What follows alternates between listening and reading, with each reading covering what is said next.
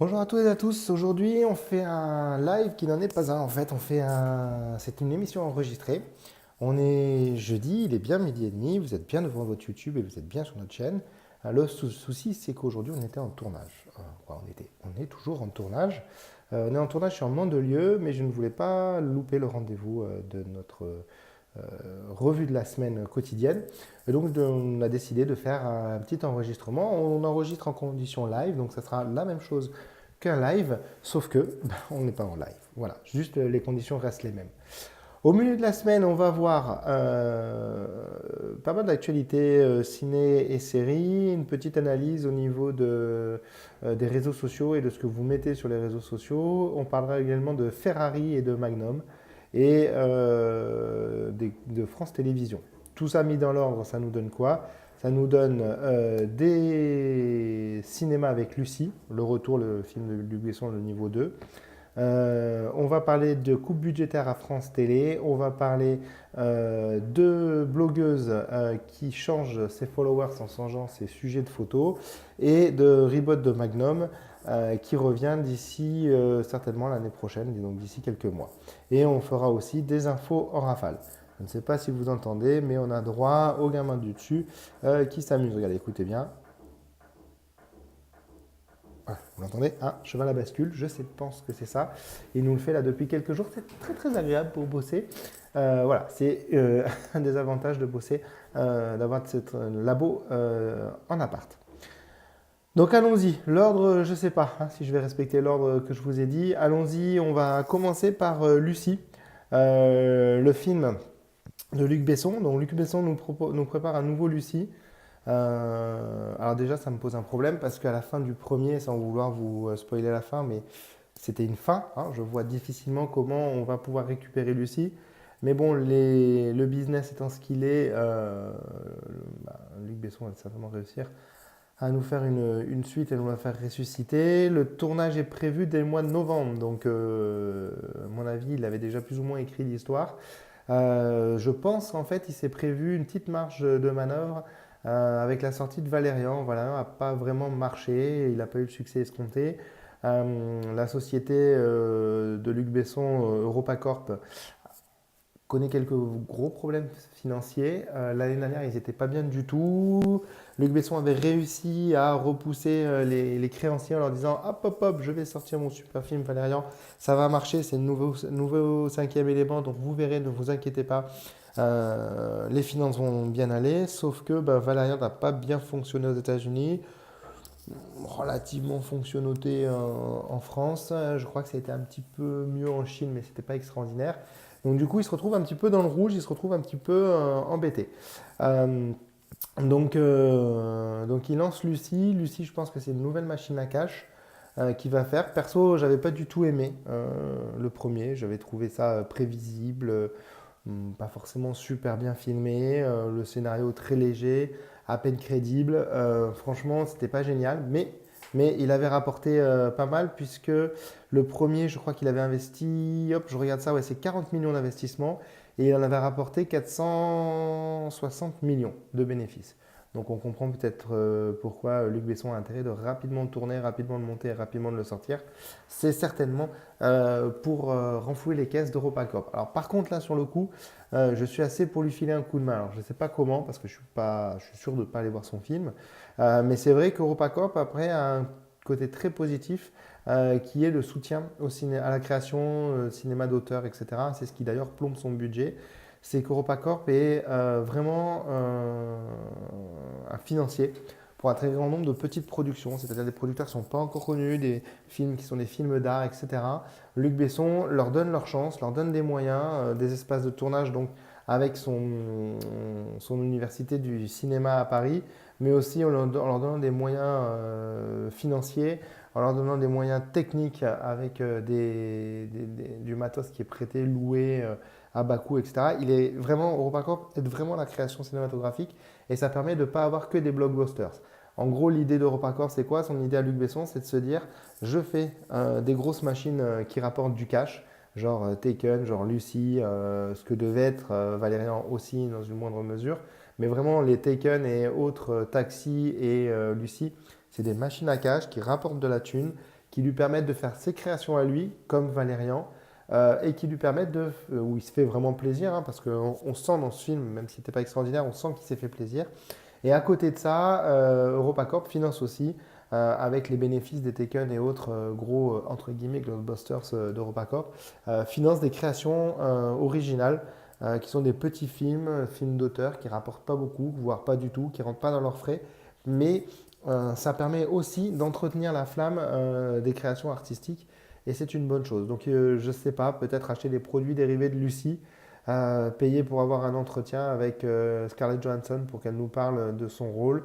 J'en sais rien, mais ce qui est sûr, c'est que ce qu'il fait, c'est pas terrible. Ça permet d'avoir du cash, qui fait des trucs qui sont sympas et qui soutiennent la création du cinéma. Donc voilà, donc Lucie 2, le retour. On verra comment et surtout, il va falloir essayer de l'aider un peu financièrement, même si après on n'est pas dans le monde des bisounours, c'est du business et il est aussi là pour gagner sa vie. Voilà. Je voulais vous parler aussi, dans le côté sérieux, des réductions budgétaires à France Télé. Alors France Télé, vous savez, c'est un service public. On est aujourd'hui le gouvernement est en train de prévoir le budget pour l'année prochaine, 2018, le premier budget Macron. Et ils avaient prévu une coupe de 50 millions d'euros pour France Télé en disant les gars, vous êtes gentils, mais on arrête de vous financer à hauteur de 50 millions. On coupe tout ça, on coupe 50 millions dans les budgets. Et on a eu un ministre qui nous a expliqué que ce n'était pas normal qu'un groupe comme France Télé soit financé à 90% par des fonds publics. Alors, moi, ce que je trouve pas normal, c'est qu'il y ait 10% qui ne soient pas financés par l'État et qui ne soient pas financés à 100%. Alors, j'exagère, je caricature, c'est pour lancer le débat, mais France Télé, c'est un groupe public qui nous permet d'avoir autre chose que ce que proposent les chaînes privées. Si vous regardez bien dans la guéguerre que se mènent les chaînes privées comme libres, hein, je ne parle pas des chaînes payantes, je parle des chaînes libres comme TF1, comme M6 et toutes les chaînes de la TNT gratuites, à un moment donné, c'est de la course à l'audience. Ça donne des créations qui ne sont pas forcément terribles, hein, on ne va pas se mentir, les créations ne sont pas géniales. Ça donne des couloirs de pub monstrueux entre la fin du journal, on va dire, pour prendre que cet exemple-là, mais entre la fin du journal et le début de l'émission ou du film, on se retrouve des fois avec 20 minutes de publicité.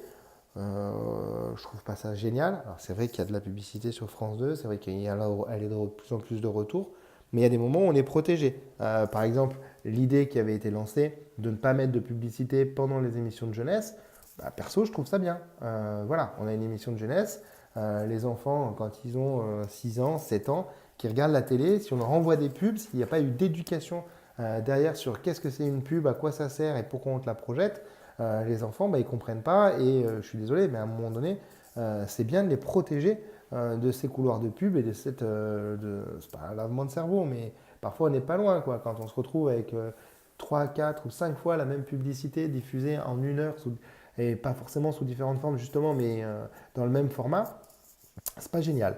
Donc voilà, donc le service public est là pour à un moment donné amener autre chose. Si vous regardez certaines émissions de France 5 ou de France 3, ça reste des émissions qui ont un côté culturel, qui ont un côté décalé peut-être, qui ont un côté reportage, que ne peuvent pas avoir des émissions qui sont sous influence, comme TF1 qui appartient au groupe Bouygues, et les autres chaînes, comme Bolloré même avec Canal+, où on s'aperçoit que parfois les propriétaires des chaînes font pression pour qu'il n'y ait pas de diffusion de l'émission. Alors attention, je ne me leurre pas. Ça ne veut pas dire que France Télé est complètement libre, qu'il n'y a pas de pression et qu'il n'y a pas d'influence de la part des politiques, etc. Sauf que ça reste quand même plus léger. Un cache investigation sur France 2, ça fonctionne très bien. On avait l'émission Les Pigeons qui fonctionnait très bien et on a quelques émissions également sur France 5 où la parole est plutôt assez libre et cette liberté de parole, on ne peut pas forcément la retrouver partout. On la retrouvait avant sur Canal+, mais aujourd'hui on la retrouve de moins en moins. Les Guignols n'ont plus la pertinence qu'ils avaient et surtout ils sont plus accessibles comme ils l'étaient. Voilà, donc à un moment donné, avoir un service public, c'est aussi se garantir on va dire, protéger un peu notre, entre guillemets, culture, dans le sens où on ne va pas balancer de la publicité tout le temps, on va favoriser des créations originales françaises, plus ou moins bonne qualité, on est d'accord, mais ça reste de la création française, et même si je ne suis pas le franchouillard, le blanc-rouge, la marinière, etc. Mais à mon avis, c'est bien aussi d'aider et de soutenir les créations françaises. On a par exemple, si vous prenez Plus belle la vie, bah, les premiers épisodes, je crois que la première moitié de la première saison, ça ne fonctionnait pas du tout. Aujourd'hui, c'est un vrai succès. Ça a la qualité que ça a, mais c'est un vrai succès. Et ça permet à un moment donné de faire autre chose et de montrer autre chose au niveau de la création des séries. Ok, on n'est pas dans le top, mais malgré tout, ça permet, on a laissé une chance, on a permis à des gens de se créer, de se développer, etc.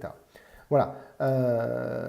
Donc, le service public reste normalement la propriété de tous. Oui, c'est toujours chiant d'y contribuer. Hein. Je suis le premier à dire, ah, mince, la redondance TV, ça va me faire suer de la payer, surtout que c'est de la merde et je ne regarde pas France 2.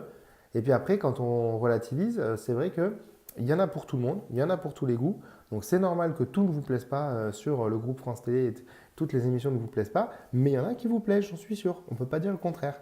Donc à partir de là, ça veut dire que si ça vous plaît et que vous regardez ces émissions, c'est que vous ne les retrouvez pas sur d'autres chaînes et ça permet aussi d'avoir une diversité de l'information.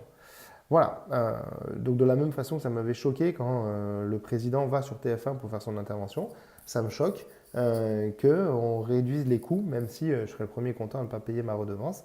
Mais à mon avis, c'est une vision à courte vue. Voilà, et les services publics, on a un certain contrôle, on maîtrise un certain nombre de choses et ça permet une production, je trouve, plus agréable. Voilà, donc la coupe au début de 50 millions d'euros avait été retoquée. Le groupe parlementaire qui s'occupait de la finance avait dit ah, on ne va pas couper d'autant, etc., etc.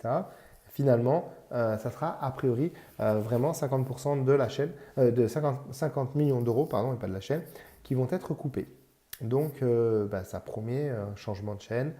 Est-ce que ce n'est pas un premier pas vers une privatisation? Ce n'est pas exclu. Est-ce que c'est à souhaiter? Vous avez bien compris que perso, je ne suis pas forcément pour. Voilà, j'attends vos avis sur la question parce que c'est vrai que c'est toujours un peu clivant la question du service public. On est toujours un peu à râler, nous, franchouillards, mais à un moment donné, on est bien content aussi d'avoir Cache Investigation, d'avoir Plus belle la vie pour certains, d'avoir Thalassa, d'avoir des émissions un peu fouillées et d'enquête libres sur France 5, France 3 et France 2 et l'ensemble du groupe. Voilà, et je ne pense pas me tromper en disant qu'il y a aussi tout ce qui est chaîne d'information comme France Info. Voilà. Dans les informations un peu plus légères, je voulais vous parler également d'une blogueuse. Une blogueuse, Anna Politesse. J'espère que je prononce bien. Anna Politesse, qui est-ce? C'est une blogueuse qui, dans sa vie de tous les jours, est sage-femme ou quelque chose comme ça, et qui est aussi une blogueuse de fitness.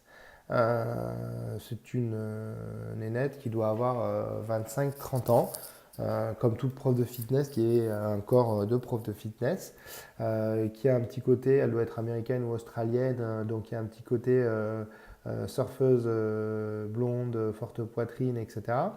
Et donc, cette Anna avait une présence sur les réseaux sociaux. Elle met régulièrement des photos d'elle et de ses exercices fitness et elle a commencé à avoir un très gros succès. Elle a eu un tel succès que des marques ont commencé à la sponsoriser, qu'elle a commencé à être payée pour voyager dans le monde, pour faire des séances de fitness à droite à gauche, etc. Pour se prendre en photo dans différents endroits en train de faire ses fitness, ses conseils fitness, etc. etc. Et donc, c'est une blogueuse qui a vraiment réussi. Son Instagram est vraiment très suivi, son Facebook également. Elle a un réel succès. Et puis en 2016, donc ça fait quelques années qu'elle fait ça, en 2016, elle décide de montrer aussi des photos de sa fille qu'elle a eue avec son mari ou compagnon et de toujours faire la même chose, se mettre en scène, montrer les exercices, etc. Mais elle décide à ce moment-là aussi, ce qu'elle n'avait jamais fait, de montrer le off, sa vie un petit peu privée, montrer sa fille, peut-être un peu aussi son mari, etc. Et alors à ce moment-là, elle s'est aperçue d'un truc, c'est que tous les gars qui étaient abonnés, une grande partie des followers qu'elle avait qui étaient des hommes ont commencé à se désabonner ou à beaucoup moins la suivre. Donc finalement, on va peut-être se poser la première question, c'est pourquoi est-ce qu'il la suivait? C'est certainement pas pour ses exercices de fitness. Donc ça pose une vraie question d'un côté voyeuriste. Déjà, est-ce que c'était une bonne chose finalement pour elle de mettre sa fille à l'écran? Ça, c'est une question perso, je pense, hein. Chacun gère comme il veut sur les réseaux sociaux la présence de ses enfants. La deuxième question que ça pose, c'est ok, très bien, les gars sont des abonnés, mais à un moment donné, vous étiez là, les gars, juste pour la plastique de la nénette ou pour faire des exercices? Il semblerait que ce soit plus pour la plastique. Là où l'histoire est plutôt sympa, c'est que de notre côté, ben, quasiment tous les followers qu'elle a perdus, qui la suivaient dans ces exercices, qui étaient des hommes qui la suivaient et qui sont partis à partir du moment où ils ont compris qu'elle était plus célibataire, qu'elle avait un enfant, etc. Donc après, l'imaginaire des mecs ne travaille pas forcément dans le bon sens. Mais ça a été compensé en grande partie par l'arrivée de nouveaux followers femmes qui se sont inscrits sur ces réseaux sociaux pour suivre les exercices et pour voir ce qu'elle avait à dire et ce qu'elle avait à faire. Alors là aussi, on peut dire, ah bah, c'est une belle histoire. D'un côté, les mecs un peu machistes et m'as-tu vu vont voir la nénette. Quand elle a une fille et qu'ils s'aperçoivent que finalement elle a une vie privée et que leur fantasme, c'est bien ça, leur fantasme de vivre avec elle est terminé, ils s'en vont et ils sont remplacés par les femmes. Moi, ça me pose un problème quand même ce remplacement par les femmes aussi, parce qu'à un moment, ça veut dire quoi? Ça veut dire qu'avant, les femmes n'allaient pas la suivre parce qu'elles se disaient, cette nénette, c'est quoi? C'est une cagole, un cagole qui comprend rien et qui monte son corps pour attirer les mecs et les exercices de fitness sont pas intéressants. Ça sert à rien d'aller la voir parce qu'elle va nous montrer sa position pour faire les abdos, etc. Mais en fait, c'est du voyeurisme.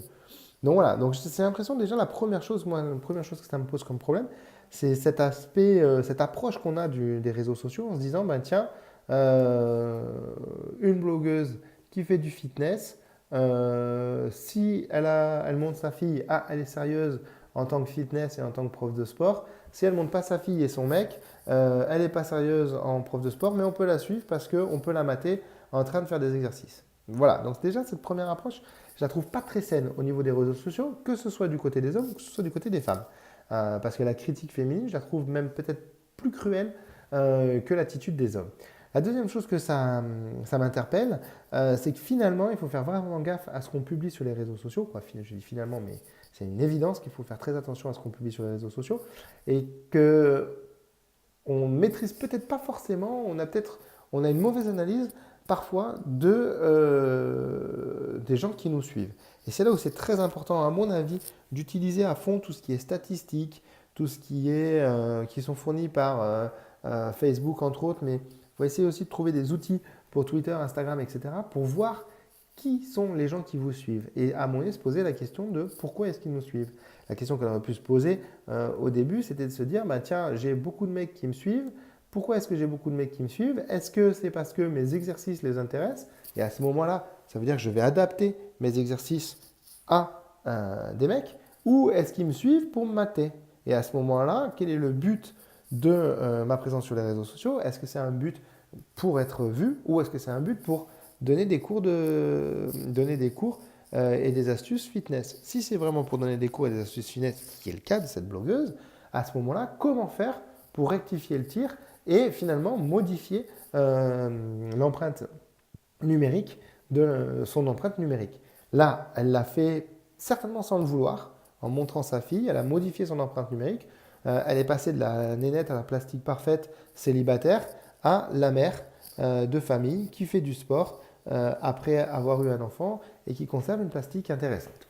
Voilà. Donc, à un moment donné, faites attention. Le message c'est de se dire attention, analysons bien les réseaux sociaux, attention à ce qu'on publie et attention aussi à bien avoir la bonne audience. Est-ce que ce qu'on publie parle aux bonnes personnes et parle aux personnes à qui on veut parler?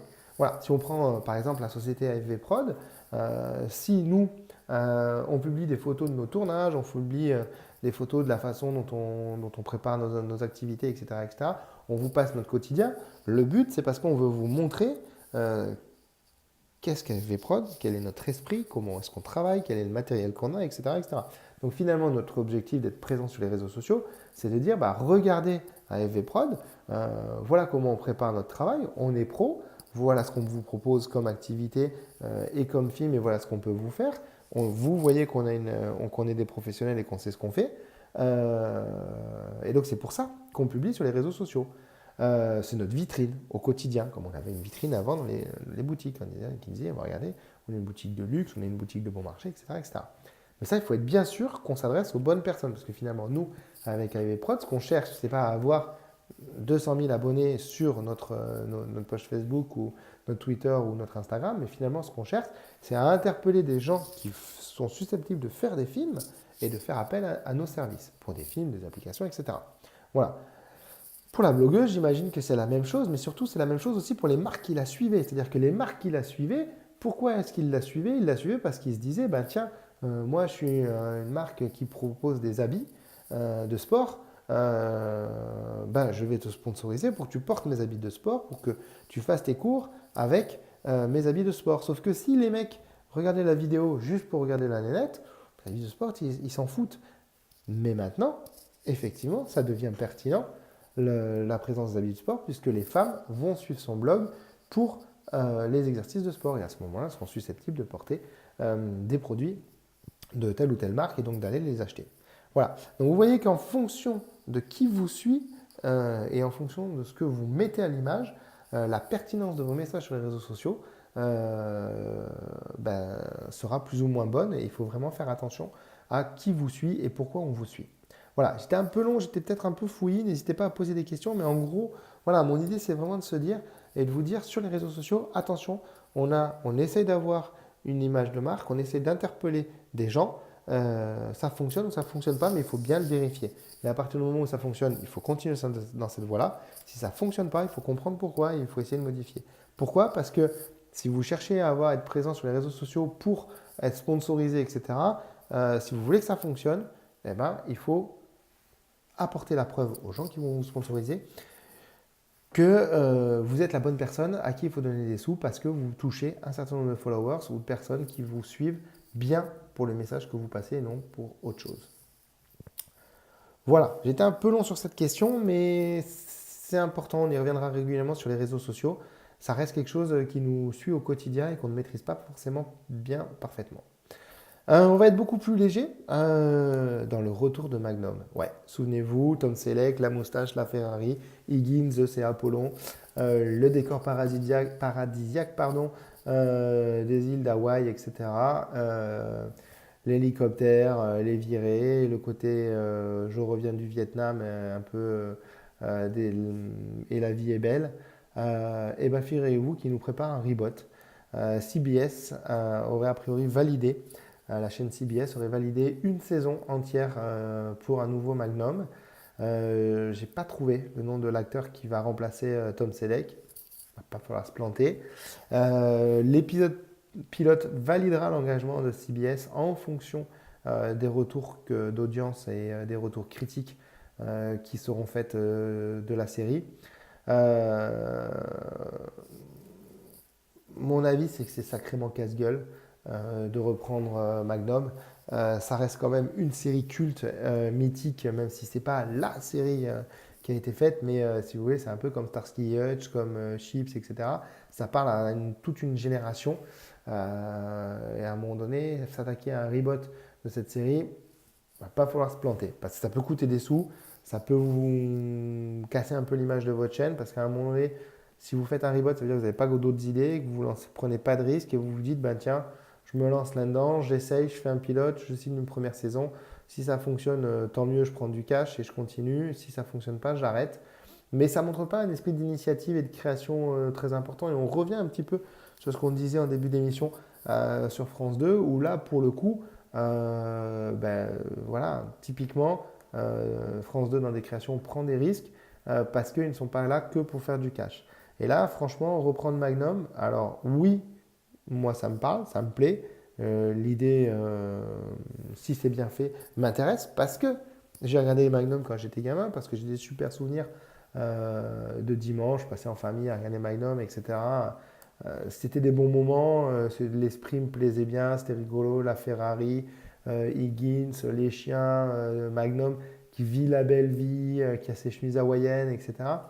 Ok, ça me parle, hein, c'est un peu une Madeleine de Proust, ça me va. Et je me dis, bah tiens, ouais, je vais peut-être regarder le premier épisode, le deuxième épisode. Mais en même temps, s'il me saccage la série, je n'irai pas plus loin que les trois premiers épisodes. On va pas se leurrer. Et puis, on connaît les ficelles, je ne vais pas vous spoiler la série, mais on connaît les ficelles, on sait qui est le milliardaire, on sait qui est Higgins, on sait comment a fini la série. Donc à un moment donné, faire un reboot euh, d'une série qui a été terminée, parce que Magnum est une des premières séries qui a été terminée, je pense que c'est très casse-gueule, parce qu'il va falloir garder l'esprit. Après, ça peut être très bien, ça peut être très bien, mais ça peut être très casse-gueule. Si on regarde le reboot qui a été fait de MacGyver, c'est de la merde. Ça n'a pas fonctionné, c'est arrêté, c'est CBS aussi. Donc à un moment donné, je suis plutôt sceptique. Ça peut être aussi une très bonne pioche. Si vous regardez la série L'Arme Fatale, perso, je trouve ça sympa. Ça respecte bien l'esprit des films, ça respecte bien les personnages. On retrouve l'humour, la joie de vivre, la légèreté, une partie de la réalisation qui avait fait le succès de L'Arme Fatale. Donc on retrouve les ingrédients qui ont fait qu'on a aimé les films de L'Arme Fatale. Mais attention, c'est pareil, on a aimé parce qu'on a 35-40 ans et qu'on a vu L'Arme Fatale à l'époque où c'est sorti, c'était des super films, c'était génial.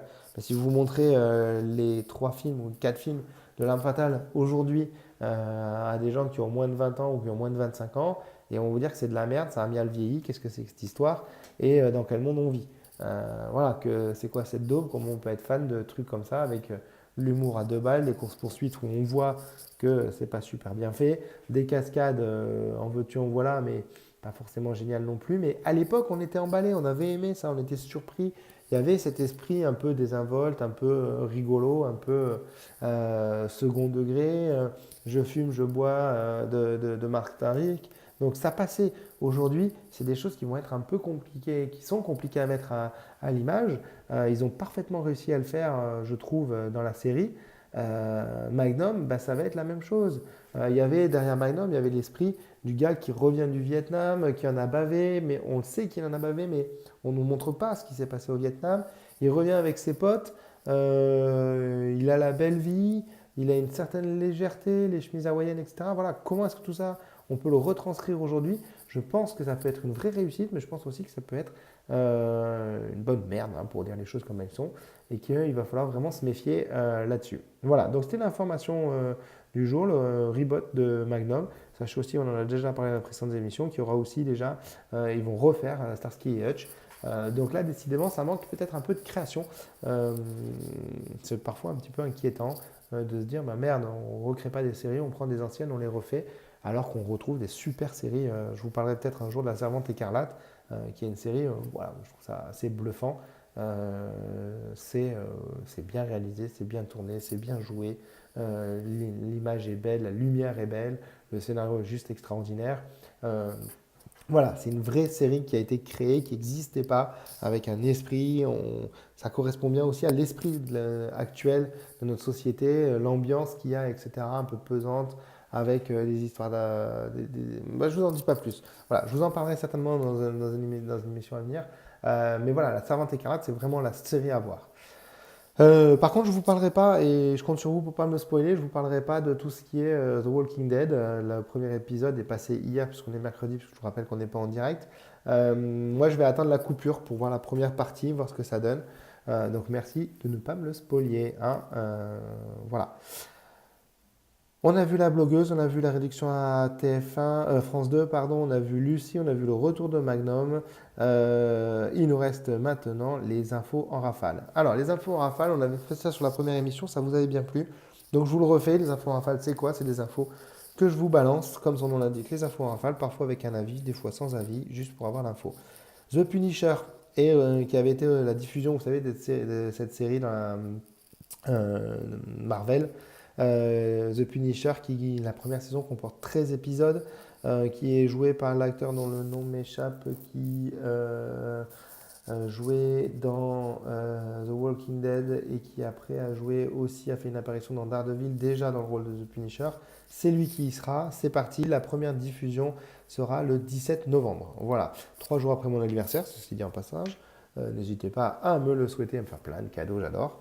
Voilà, donc The Punisher, c'est parti. Ça a été reporté. La diffusion, elle devait être prévue au début, fin, fin septembre, début octobre. Et en fait, la diffusion a été reportée suite à la tuerie de Las Vegas. C'était un peu too much. Voilà. Qu'est-ce qu'on a d'autre d'intéressant que je me suis noté? M6, pareil, mon incroyable talent. L'émission est suspendue après les accusations de harcèlement envers le producteur. Alors ça, c'est sûr que ça va commencer à éclabousser beaucoup de monde, le fameux hashtag balance ton porc. M6, voilà, le producteur qui est un producteur canadien, il a accusé de harcèlement. Ce ne sont que des accusations pour l'instant, donc on n'ira pas plus loin au niveau des commentaires. Mais c'est vrai que les langues se délient, c'est pas forcément une mauvaise chose. C'est même une bonne chose qu'à un moment donné, les gars qui abusent soient balancés. Toujours pareil, je suis un peu embêté avec le terme balancé, mais qu'à un moment donné, les choses redeviennent normales, ça serait bien que ça se fasse dans le cadre de la loi, qu'on puisse aller porter plainte sans être regardé comme un extraterrestre et qu'on évite les réflexions du style elle l'a bien voulu, une nana court plus vite.